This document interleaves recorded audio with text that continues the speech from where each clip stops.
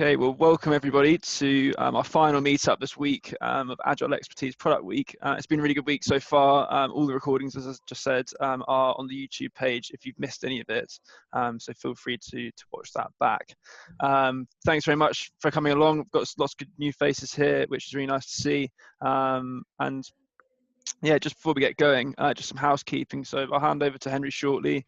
I think there'll be a talk, and then we'll do a Q&A. Usually it works best if if we have any questions sort of throughout the talk, then put it into the group chat, put a Q in front of it, and then ask your question. Then I'll revisit them after the session. Of course, if you would like to ask the question yourself, then that's fine. I'll hand over to you. But if you'd rather stay on mute, then I'm happy to read it out as well. So yeah, without further ado, I'll just say, yeah, hand over to Henry. I think I will need to hand over control to you, but he'll be talking us through how we can write compelling product visions. So I'll just give you control, Henry.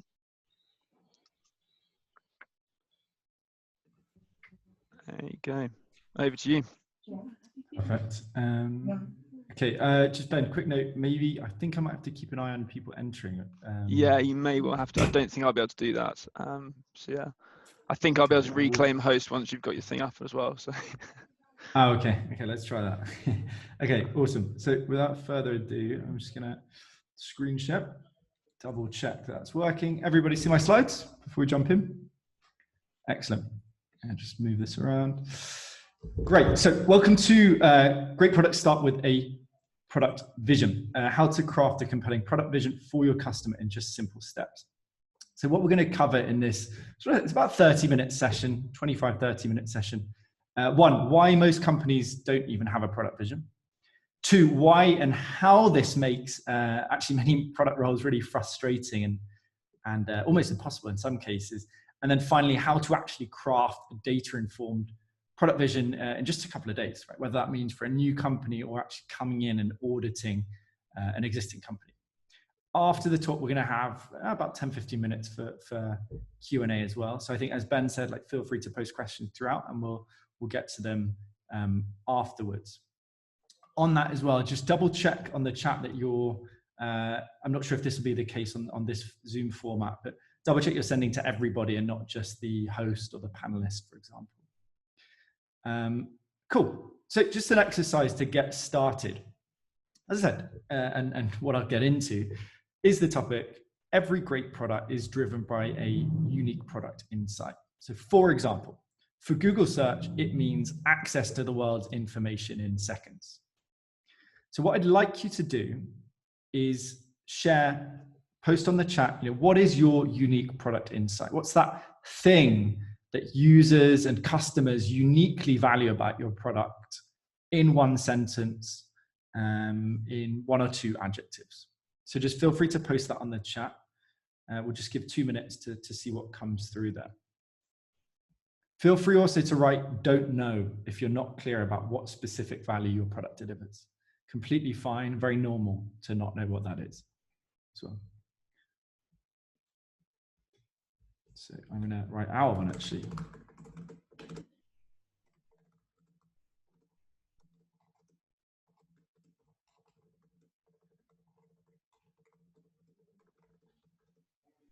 Just had someone else join. Hi, Hammy. Do you want to ask the question again, Henry?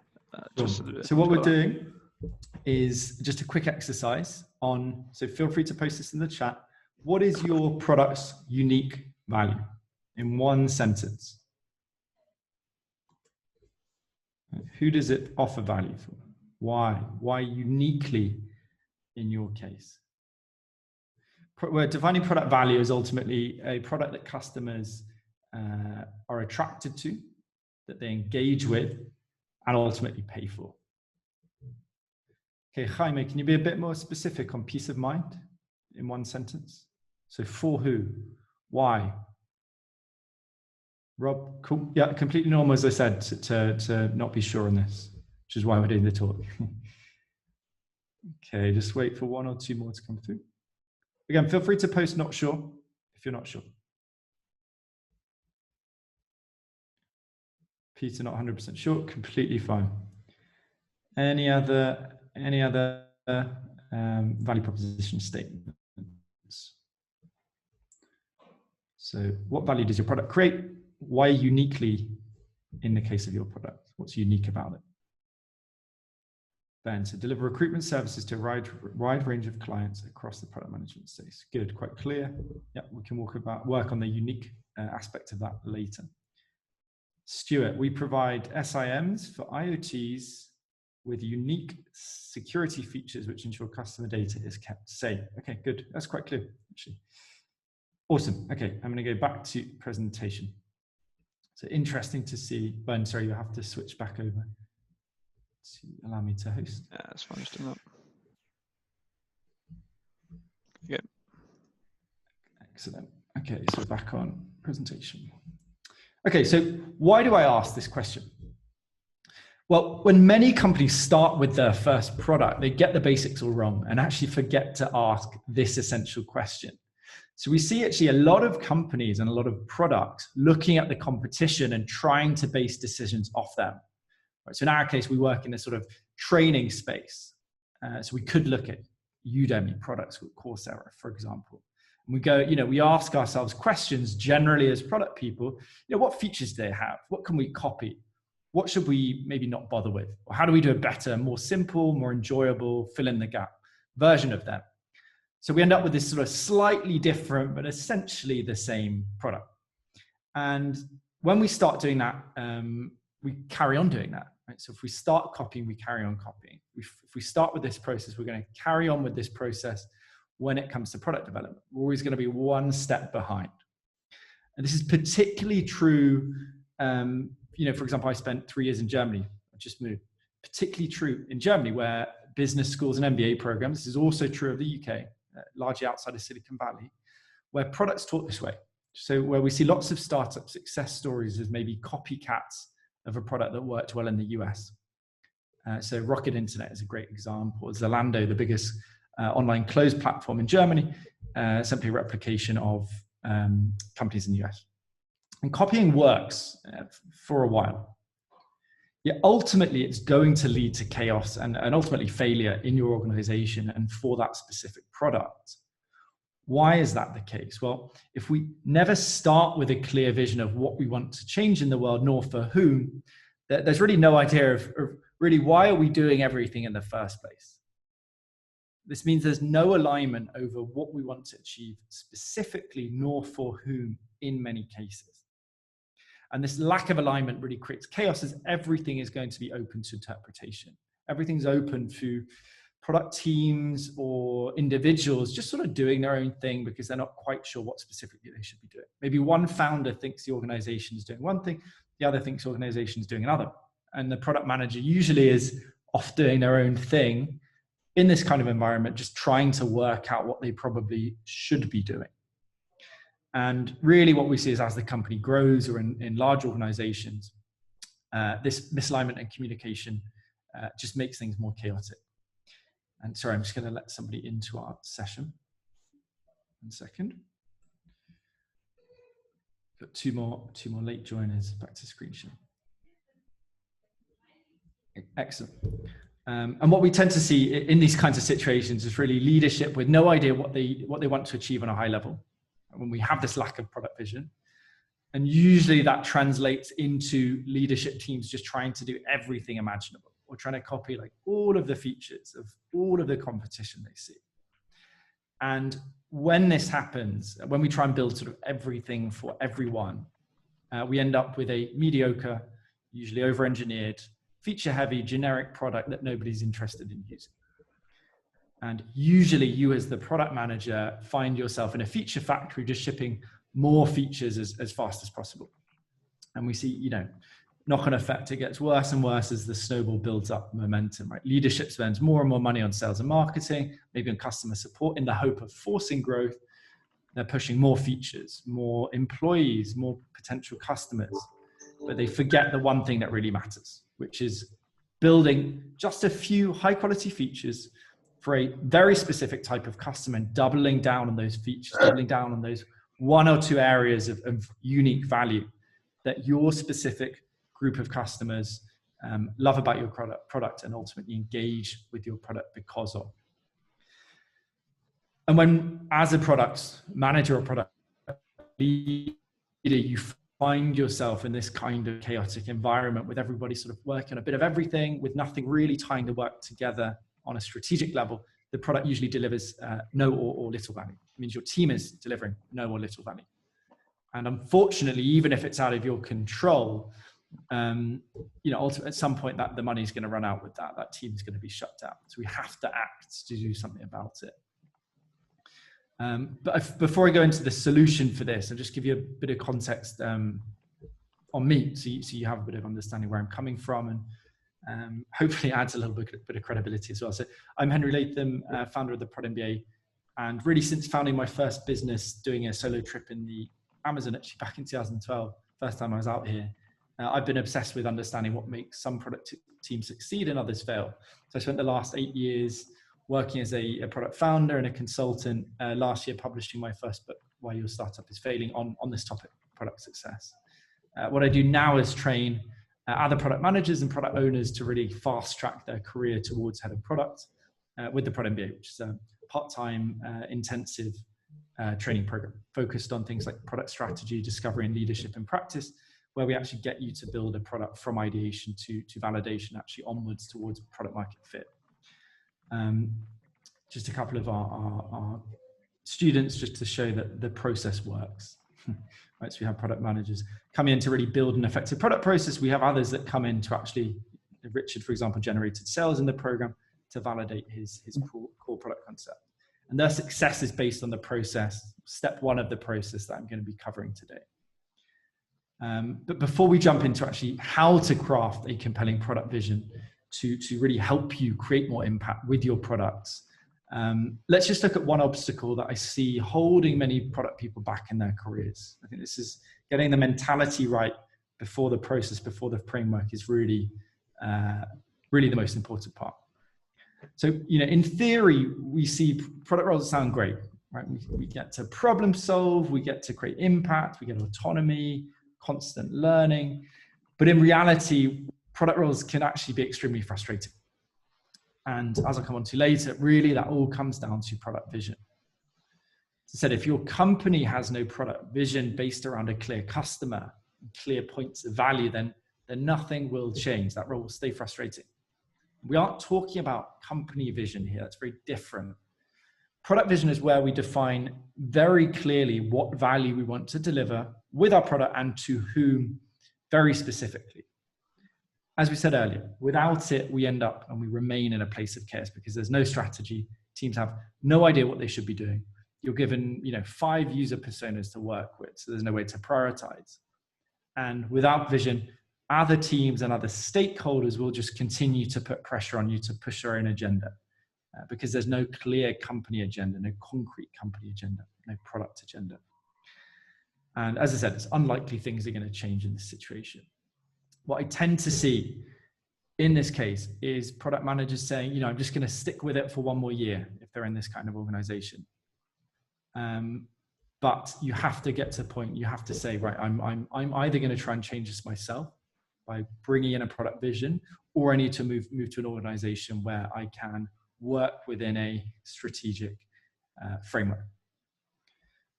A couple of beliefs I always see in this case. So we see job hopping, as I said. People saying, well, I'm too junior to have an impact. Even if that's a senior PM or mid-level PM. My role feels stagnant, but at least I don't hate it. So we give ourselves excuses to not take action and just keep shoveling features as they come through.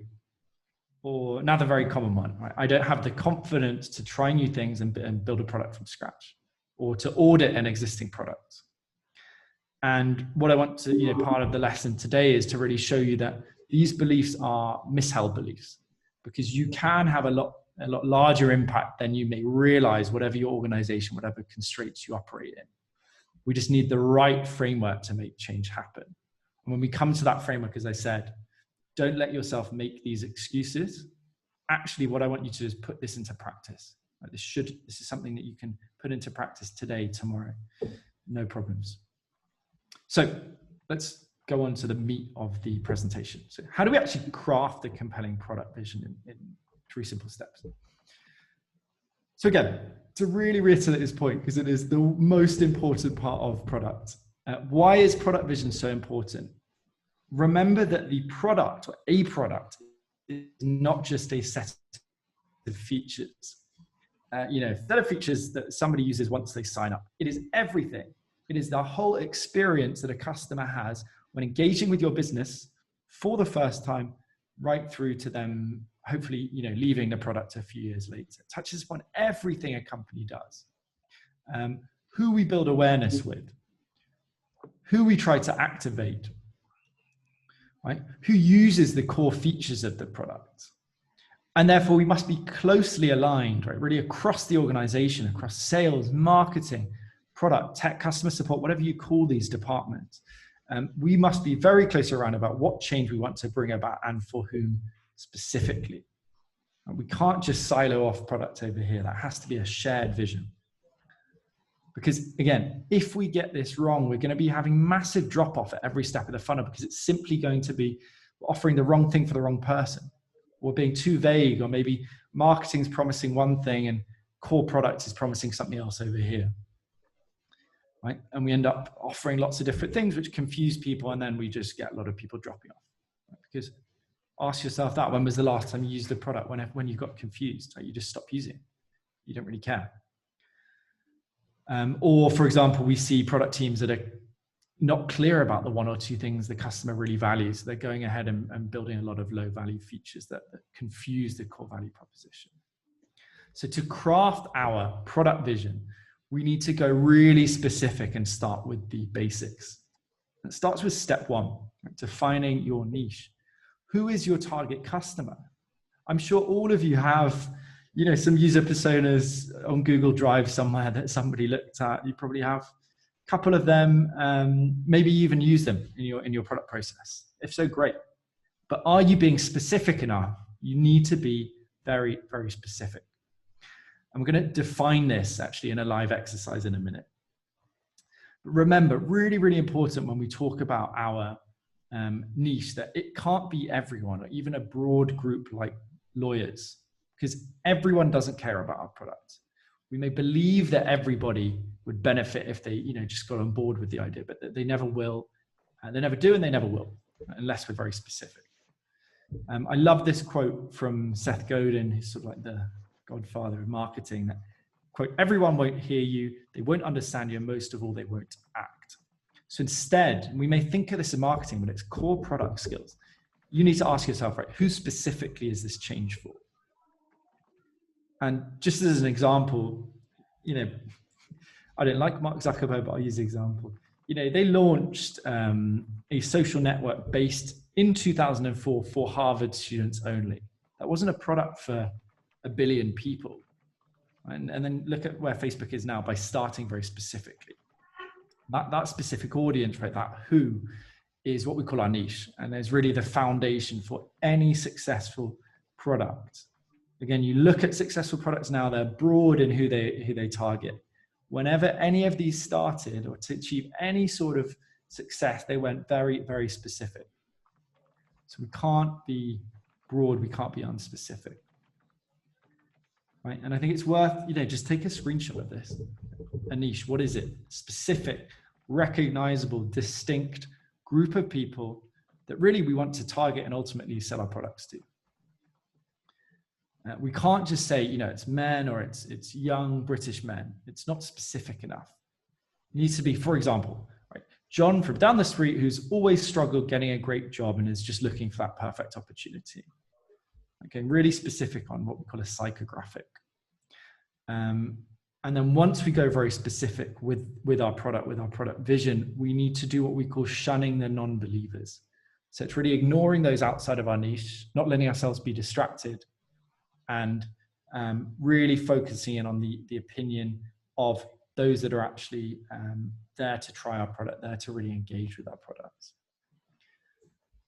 Right, and as I said, really important, everyone understands the concept of customer personas. Very rarely do you see it focused on one persona. Very rarely do you see that one persona focused on at the expense of everybody else. Right? We generally just try and serve everyone and build a generic product.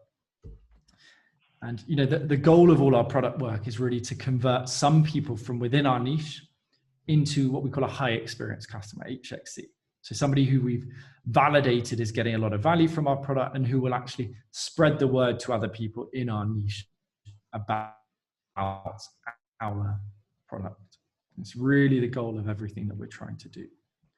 So let's just pause for a couple of minutes, and I'm going to set a timer for 2 minutes. Let me just grab my phone. And what I want you to do is write out a niche persona. This can be anything or anyone. I suggest you try to come up with an idea from scratch rather than using a niche from your current company or product. I'll tell you why after we do the exercise. So what I'm going to do is post these questions on the chat and just feel free to respond to them.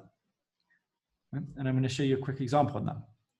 So this is the Prod MBA, my product. So what is the niche? It's really frustrated product managers and product owners. What's the current situation? Where are they at now? They're frustrated, maybe stagnating, maybe fed up with overly theoretical courses, books, etc. What's their desired situation? What are they dreaming about? Right? Maybe autonomy, purpose, actually building great products. What beliefs might be holding them back or pushing them forward? So, you know, that they can't gain experience in their current company, or they don't have, we talked about these earlier, you know, they don't have the confidence or the ability to make change happen.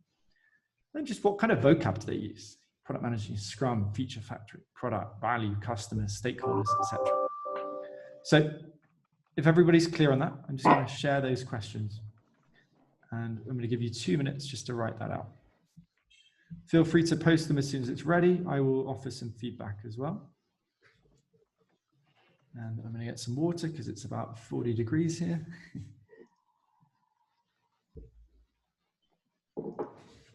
So 2 minutes just to write answers to that question. Remember, think psychographic. So it's not about product managers. It is about those who are frustrated and looking to, for example, upgrade their career. Maybe it is about the weight loss. It's somebody that's struggled for years, frustrated, doesn't, has been pushed so much rubbish, spent so much money, never seen it solved. How can you really get in the mind of this target audience? If you can do that, you've done the hardest part of any product.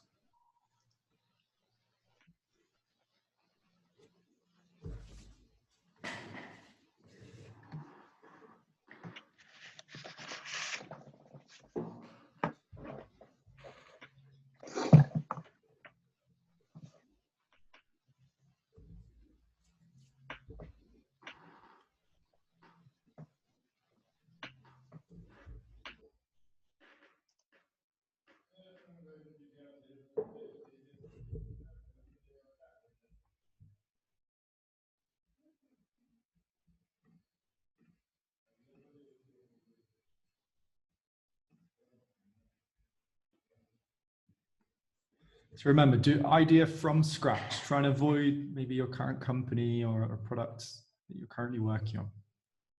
I'll tell you why that is the case afterwards.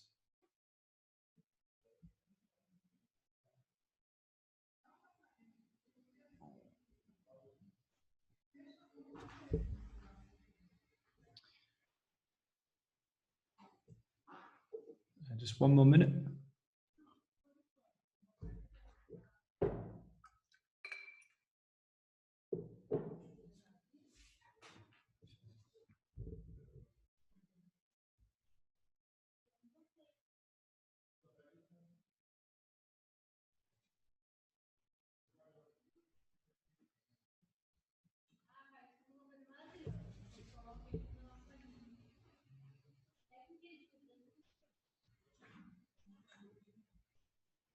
Okay, nice. So feel free to start posting.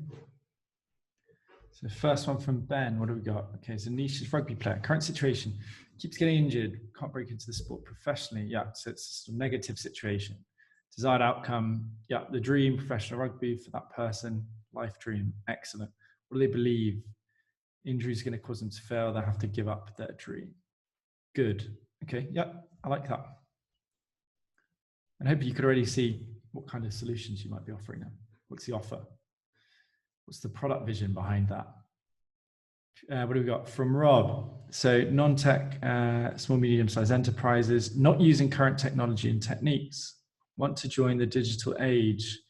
So it's all too complicated. Yeah, you could go a level deeper. So why are they even thinking about using, maybe modern technology and techniques?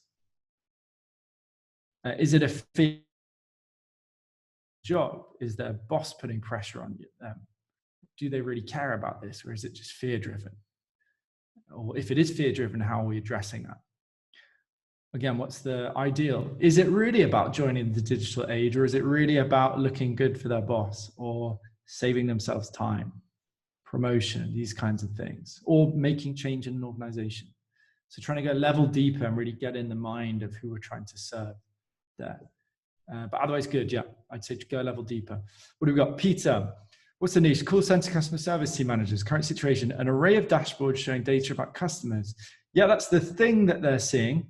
What is the frustration behind that? Is it again about overwhelm? Is it about not knowing what to focus on?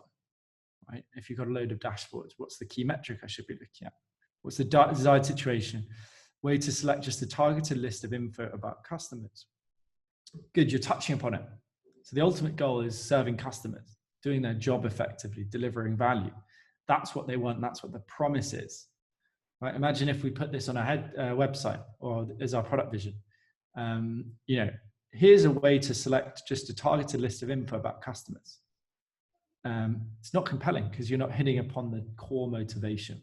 If you say, we're going to help you target and convert customers in 5 minutes a day, that's really compelling. That's the level that we're trying to get down to. But yeah, good. You're touching upon it just a level deeper. Same with Rob. Tanya, just the last one that I'm going to read out. So what is the niche? Someone who's who's working for a big organization. Good, quite broad. Could we go more specific there? What is their current situation? They want to become self-employed, but lack the confidence or ideas. Good. You could even go a level deeper. Why do they want to become self-employed? Are they really seeking maybe autonomy? It always comes down to autonomy, purpose, status, wealth, maybe. Go more specific. Which one of those groups are you going for, right? Because you have the social entrepreneur and you have maybe the person that wants to make money or wants to just travel the world. Go more specific, but you're touching upon it. Good. Desired situation, to own their own business, be their own boss. Good. Be their own boss sort of represents all of those things. I like it. Or do they believe that they'll give them the opportunity to make more impacts and decisions? Good. And then you could look at also what things are holding them back. Right? Maybe fear. Where do I even start? I failed at so many things in life. Like I don't have the confidence to try this. These kinds of things. Does that make sense? See where I'm going with this? We're going just a level deeper to really deeply understand, like, who are we trying to serve? What do they really want? It's not about the thing. Nobody cares about the thing, right? Nobody cares about a phone. They care about what it does. A great example. Look at this. I don't care what my phone looks like. I've dropped it a load of time. I care about the connection that I can get from WhatsApp with friends and family. I care about the ongoing learning I can do with Duolingo, right? So really trying to flip, or for example, some people, it's the status of having this thing that looks really nice, not really about using it. So really try and get in their head. If you can do that, it's the most important thing you can do in product. And what we're going to do now, just back to the presentation, is look at how do we actually translate that into action? How do we actually integrate this with an existing product or a new product? Excellent. So as I said, when we started this, I told you not to work on something you've already worked on. And the reason why, and this is what very unique about our approach, that it does work, is that the reason we don't start with an existing product or business is that I want to teach you something we call first principles, right? That we approach a problem from a place of logic rather than an objectivity, rather than based on existing thinking or existing solutions. As I said, many companies look to the competition for ideas, or they try to build something a bit generic for everyone. So they simply don't have a good idea of who their customer is, what frustrates them, and what that customer's ideal situation is. Right? You can't come up with a product or service and then decide to market it. But that's what many companies do. Instead, we need to really shift our mindset to become effective product leaders, to focus on and really obsess over, who do we want to serve? and only then focus on how to serve them best with this solution. So we come up with the best idea possible rather than just a variation of what already exists. It's the core of product leadership. It's step one. Two, once we objectively look at, okay, we've spoken, let's say, for example, we start with a hunch that, right, rugby players, what's going on there? What problems they face? We speak to them. Then we need to translate that into action, as I said, and ultimately lead a team to deliver value around that problem space. So step two is really validating pain points. So once we've defined, as we've just done, right, we've defined key assumptions about our niche. We need to actually validate these with people from our niche. We cannot trust our instinct because our instinct is usually wrong. Right? These are assumptions until we prove them to be true. And to do so, we need to set up 10 discovery calls. So user interviews in order to actually understand who our niche is, what frustrates them, and what their ideal situation would be. So that when we come to step three, we can actually understand what opportunities there are to serve our niche and to define our product vision. And to do so, and I go into detail on this in an article that I will share after this. So don't worry if there's a lot of information. All we need to do is quite simple. We reach out to 100 people from our niche. We cover, again, some tactics to do this with LinkedIn and Facebook in the Prod MBA itself. But essentially, we just add 100 people based on our experience of doing this with a lot of students and ourselves. Let's say 50 are going to accept. From that 50, 25 will engage with you when you reach out as a ballpark figure. You don't need resources for this. From that, what we want to do is try and set up 10 discovery calls from those 25 conversations. All we need to do is reach out, very simple. Hey, I'm just doing a little bit of research about, for example, product management. I'd love to have a 10-minute chat. Would Tuesday or Wednesday afternoon work? So keeping it quite open, waiting for permission rather than jumping in and sending your calendar link, for example. Or we can use existing customers, right, for auditing an existing product. But just to show you can do this for free, you can do this within an hour, right? Just this outreach campaign. The higher conversion that you're going to see in terms of people engaging, the better, because it suggests that actually, okay, your niche has an acute problem and they're willing to give you 10 to 15 minutes of your time. They want to help you find a solution or offer them a solution. Right? Think of it yourself. You like talking about things that frustrate you because you get to share it. And as I said, you're letting someone else in on your frustration. So it's a good sign. Once we get these 10 calls booked, you're going to get 5 completed. So on average, 3 to 5 will drop off and not arrive on the call.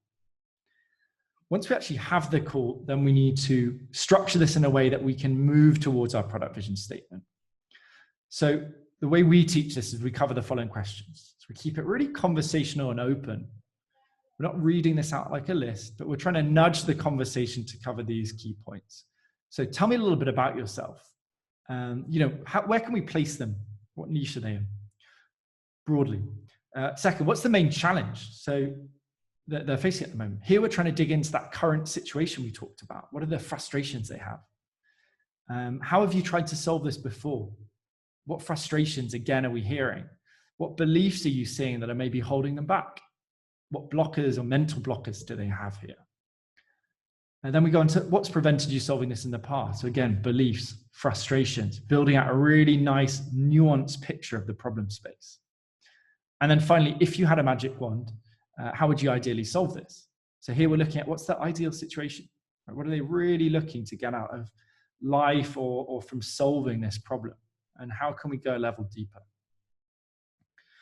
And what we do is, as we're listening, rather than just writing a big list of notes you're never going to look at again, or doing it really complex and getting a UX team in or UX research team in and doing this with 2 or 3 testers involved, we keep this really simple. Otherwise, you're not going to do it. You won't do it enough. You should be doing this every single week. So as you're listening, rather than just writing a big list of notes, you're going to be just writing down a maximum of 5 keywords or phrases for each question. So let's look at an example. This is a real one from Constantine, somebody that I interviewed a year ago. So, when he started talking about himself, main challenges, I'm seeing things pop up, like feature factory, solutions are too theoretical, can't apply theory in his current role. slow learning process, frustrated. Right? These kinds of things keep popping up. And then once we've actually interviewed 5 people from our niche, we start drawing out the key learnings that we've seen in each interview. So again, we're saying, right, frustrated, feature factory. Current solutions are too theoretical. All we simply do then is write out, for who did this occur? For whom did this occur? Right? So I'm going to use my mouse over here. So write out the issues that we saw come up in interviews. We simply add a 1 if it happened, if there was an occurrence. So the problem, for example, Constantine mentioned that his current role prevents him practicing good product process, right? He's in a bad product organization. Did it happen to him? Yes, add a 1. Also happened to John. And we start getting a nice total over here, right? So where was the problem a problem? Was our hypothesis right? What we then start doing is actually we're seeing these sort of key pain points and frustration emerge. So in our case, that was always courses are too theoretical. Current role lacks autonomy to try a full product process. And we then use this as the basis for step 3, crafting the product vision.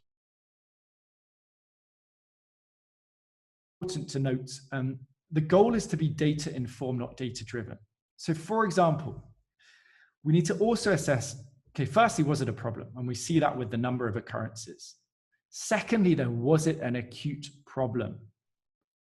Maybe something happened for everybody. Everyone mentioned the same problem, but it wasn't that important. So we need to weight these using our intuition, using our instinct, using our product experience to really say, how acute is this? Right? What did we derive from the conversation? What did we pick up on? The way that somebody talked about something. So we can't just tally them and say, cool, the problem with, that happened for everyone, that's the thing we focus on. We need to use our judgment. And to do that, we simply bold the problems that we consider acute. So was it acute? Yes. Did it happen for a number of people? Yes. That suggests that is something that we should look into and most likely incorporate into our product vision. So once we mapped out the issues that our niche is facing, we validated, yes, it's a problem, and cool, we can see there is a couple of acute problems within this broad problem space.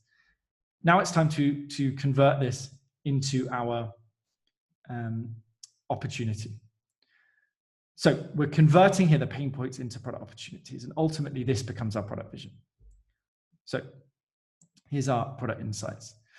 All we do, and it is literally as simple as this, to craft our product vision, we flip the problem into an opportunity.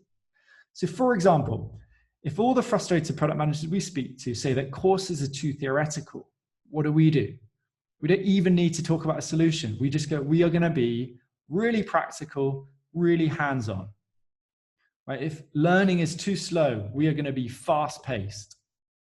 We're not even talking about a solution yet. Again, let's use the Prod MBA's initial product vision statement. We take these issues over here and these flip them into these insights to craft the product vision. Something like a practical, safe space to experience building a product from idea to validation and beyond. We take practical from the too theoretical, safe space because we know that many people are frustrated, they can't practice product in their current role, no autonomy, et cetera, et cetera. So that represents these issues, flipping those issues.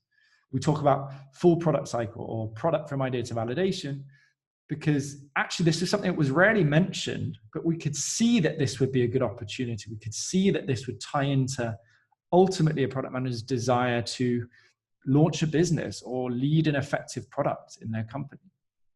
And fast-paced, you can see it's in bold, but we left it out. We didn't feel it was actually the most acute thing to be included.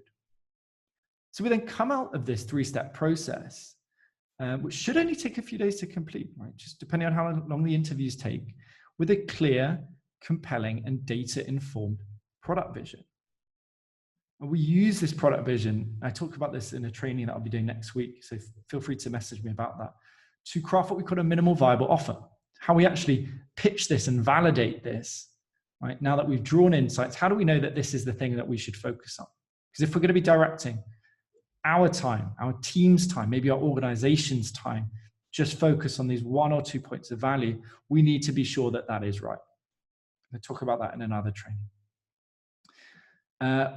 We've applied this at the Prod MBA to successfully bootstrap from idea to profitability. So we literally launched in March in just 4 months.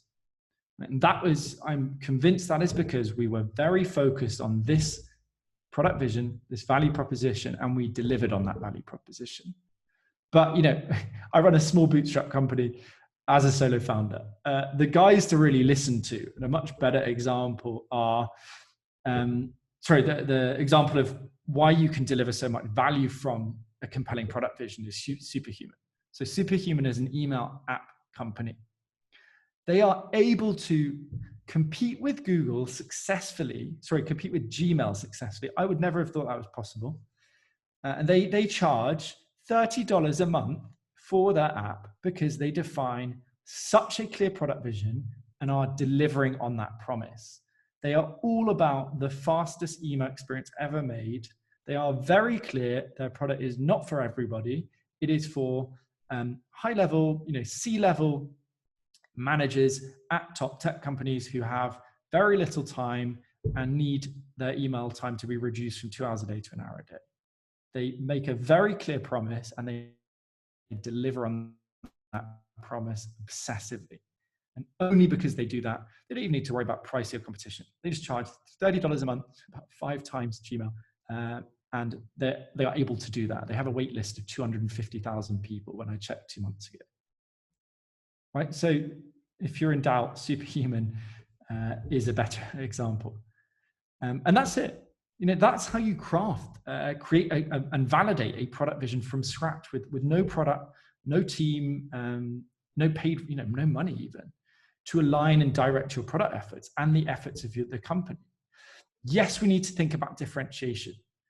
We do that later on in the process. Yes, we need to think about competition as well. And we need to think about feasibility. So can we deliver on our product vision? We need to think about how do we translate that to our strategy? So what are the specific steps we're going to take to actually achieve the vision? But it all starts with understanding what unique value we need to create to delight our customers and deliver value for them. If we get that right, everything else will click into place. Everything else becomes a lot easier. And that starts, as I said, with these 3 simple steps: defining or redefining a very specific, distinct niche.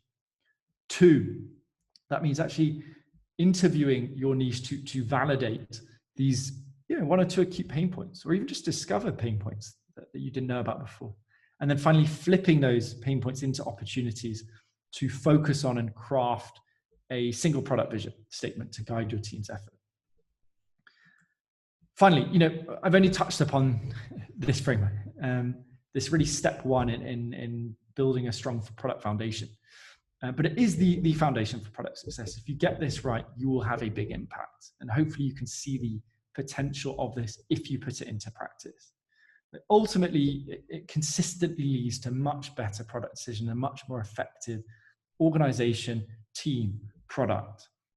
And if you are the one that can actually come in and put this into practice, right, so align your company around a clear, compelling product vision, then you are going to be someone that really differentiates yourself. Right? You are going to have a disproportionate impact on your company. Right? We know that from ourselves, from more successful companies, from also the students that we work with that bring this process back into their company. But the question I'm going to leave you with is always, how many of you will put this into practice with your product team and organization? We've touched upon the steps, and the frameworks are here. And I'm going to send out an article where you can literally follow this step by step. There's no question of money.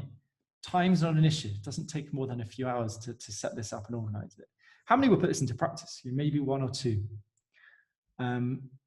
And ultimately, you have to ask yourself, where do you want to be?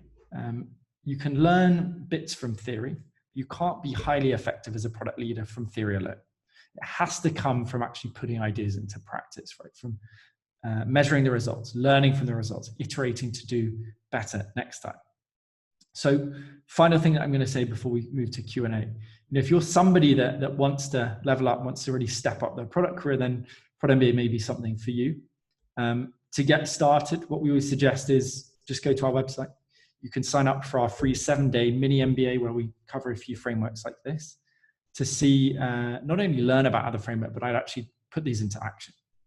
So feel free to head over to Prod MBA. I'm going to post that as well on the chat. And then we are going to jump into a couple of questions.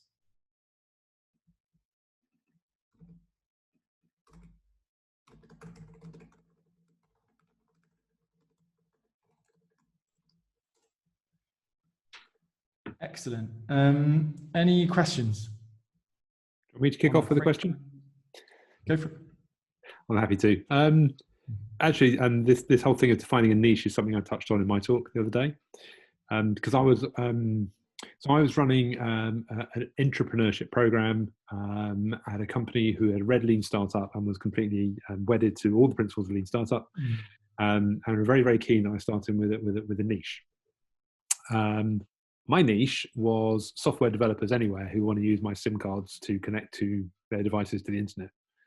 And that's as niche as I wanted to go, because at the same time that I was being encouraged and pushed to identify a niche, they wanted me to, identify Dave, who works in healthcare, who wants to connect, his heart rate monitor to his server to ensure that his arrhythmia is being accurately monitored. Yeah. That would have narrowed down my scope so much that the revenue targets that I was also encouraged to hit would have been absolutely nowhere near.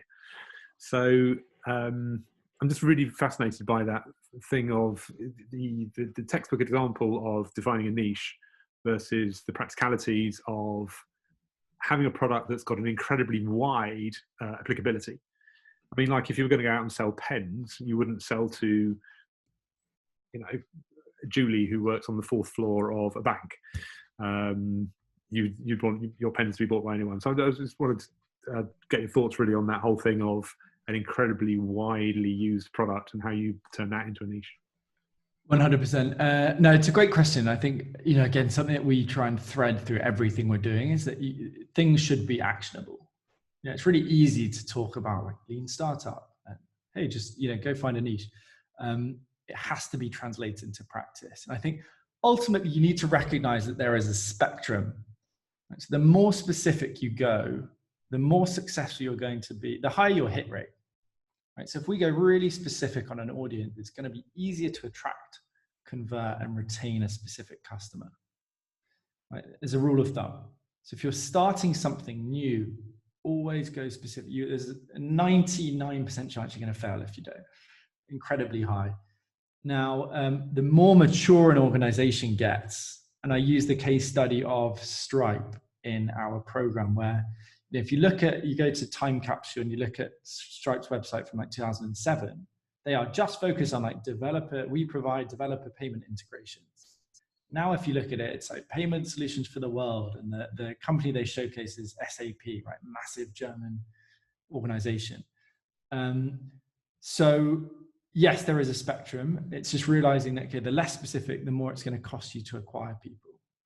Nowadays, if you're using something like Facebook advertising, it's going to work out who specifically to target, and maybe there are a few different niches there. But on the point of, that's a rule of thumb. Now we want to obviously reduce risk and reduce costs, right? Our role is reduction of risk. In any product, therefore, you want to at least attempt to personalize the experience. Right? So a digital product, this is easier. For example, like onboarding.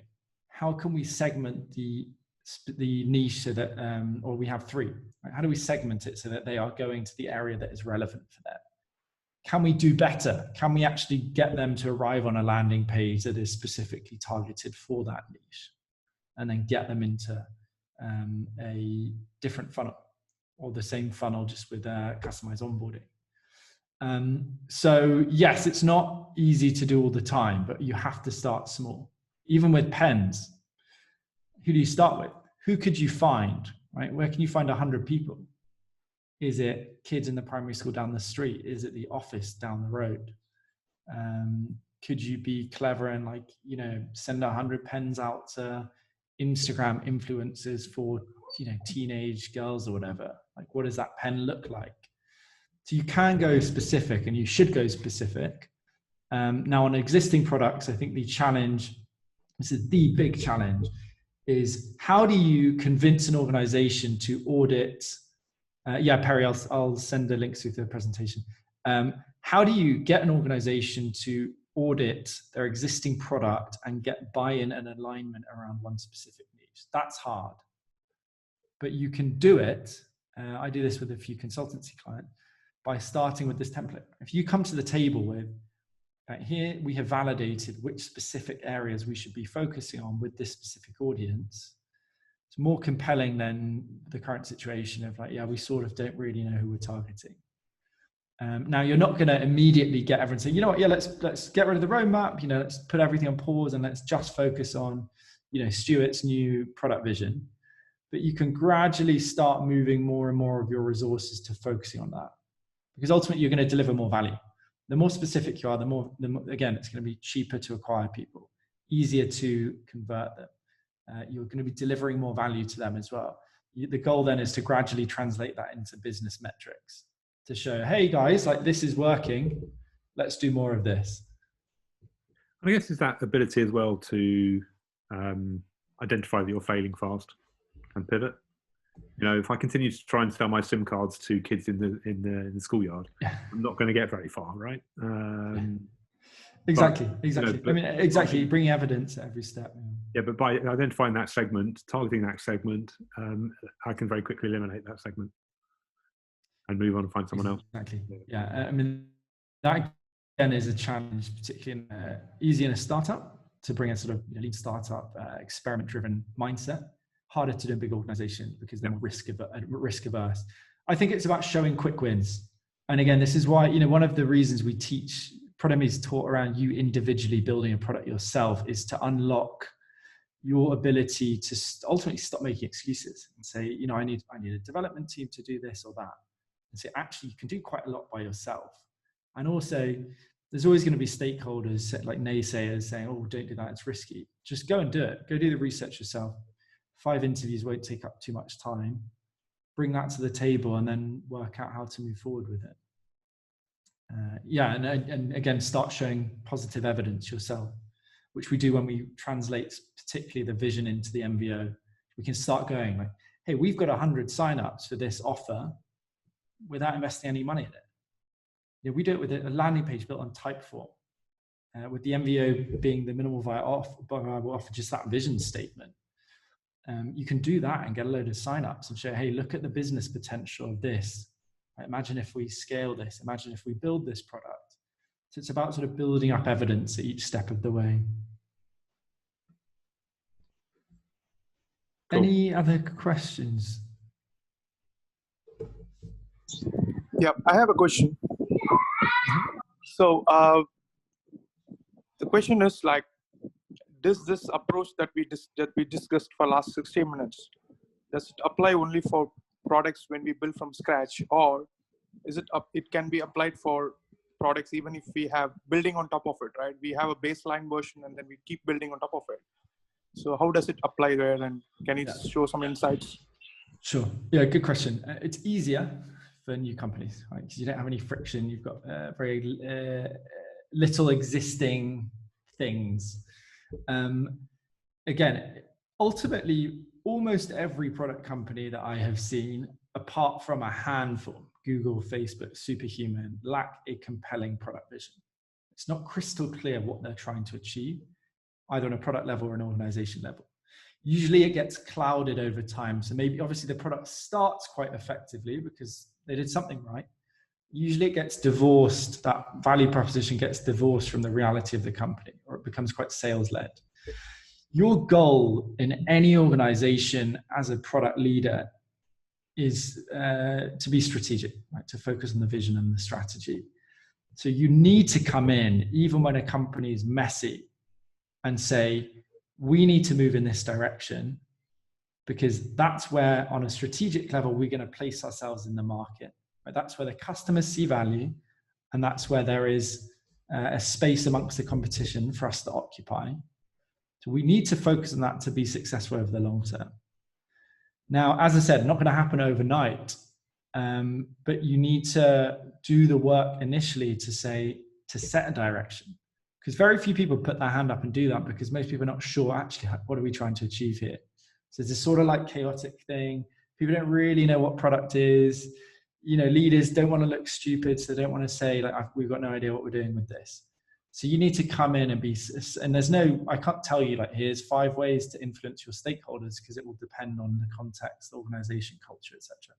So it's about bringing that in and gradually starting to focus the product or even the organization on, we do this, we don't do that. We specifically deliver this value, and maybe this value, we don't do these other things. And it's not easy to do, but you have to move towards that if you want to build a successful product. Otherwise, as I said, you're going to go through all the problems that you're probably currently in. Right? Really hard to prioritize, because what are you prioritizing against? There's no strategy that's clear. How do you manage stakeholders? You can't, because nobody's can be proven right or wrong, because there's no strategy in place. There's no saying like, we're just doing this and not this thing. Roadmaps become messy, because why can't a stakeholder throw in something that they're working on? There's nothing to say that's not part of what we're trying to achieve at the moment. So you have to try and move towards this, and it's not easy and it won't happen overnight, but that has to be the goal, and that is your responsibility as, really the change. If you want to be the change maker in your organization, that's what will separate you from continuing just to push development tickets or not working on anything strategic. Yeah, I think often it is ignored. The reason I've been a change agent and an enterprise agile coach for my clients, especially on the banking and financial services. So often I see is basically they're not very, or a pro person to kind of define a product vision, right? Because it's all comes from top down, right? Someone says we need this, and it's always top down, and then we try to move towards that and then make our bosses happy instead of trying to create a shared purpose or a vision of why we do that. And end of the day, like, nobody knows why we are delivering what we are delivering, right? Yeah. And there is no alignment created. So my sense of feeling is often it is ignored, and also they take it for granted that everybody knows what we are doing. That's also an excuse. I see that. Now we all know we are on top of the subject, but it's not the case, right? It's not the case always. So these kind of mindset challenges is what we see as a culture, and depends on every organization, because it depends on the dynamics, organization dynamics, and also the structure, right? So, but what I hear from you is a product vision is required, and it still is doable even if we build on top of the existing features, right? It's not always for the product which needs to be built from scratch, right? Yes, 100%. Yeah. Because ultimately, and this is where the challenge is, it seems less risky to try and do a bit of everything. And this is the trap companies fall in. Seems less risky. Let's try 5 personas and hopefully we hit a couple of them. It seems riskier to say we're just going to focus on this one group. But the reality is the converse. Right? Again, if you're not specific, everything becomes really difficult. If you don't have a specific offering, you can't, when you visit a website, like, I sort of get what they do, but I don't care. Right? Oh, yeah, sort of interested, not really. That's what 90% of products are like. And it becomes very difficult, right? You have to spend a lot of money to acquire people and get them into the funnel, get them to actually use it. So again, we think of it as marketing, but its core product skills is knowing what is the value they want. How do we just continue to deliver on that? And how are we measuring that we're delivering on that? As I said, it's that, just remembering it is riskier to not do this. So what is one thing that you would advise for product owners, right, who are not very willing to do this? Because there's always a way to tell them, right, something which they would really be cared for, right? Yeah, if it impacts their growth or KPI or whatever it is, right? That is a weakness or a breaking point, which will make them realize that, yes, this is required. Yeah. I mean, we talk a lot about in the product MBA, like the 4 product competencies. So you have delivery, product strategy, customer insight, and leadership. Some people are good at delivery and are happy doing delivery. Right? They like the questions of complexity and difficult technical questions. If you like that, stay in a project management role, right? Because it's difficult. It's really difficult stepping up into. It's very uncertain. You have to really skill up because these skills have not been taught. Even traditional MBAs don't really teach you effective product strategy in practice. So advice in that, if you don't want to engage with these kind of topics, is stay doing what you're doing. Like, don't try and bridge the gap, because yeah, it's not easy, and you're going to come up against a lot of pushback. So yeah, that would be the only advice I give, really.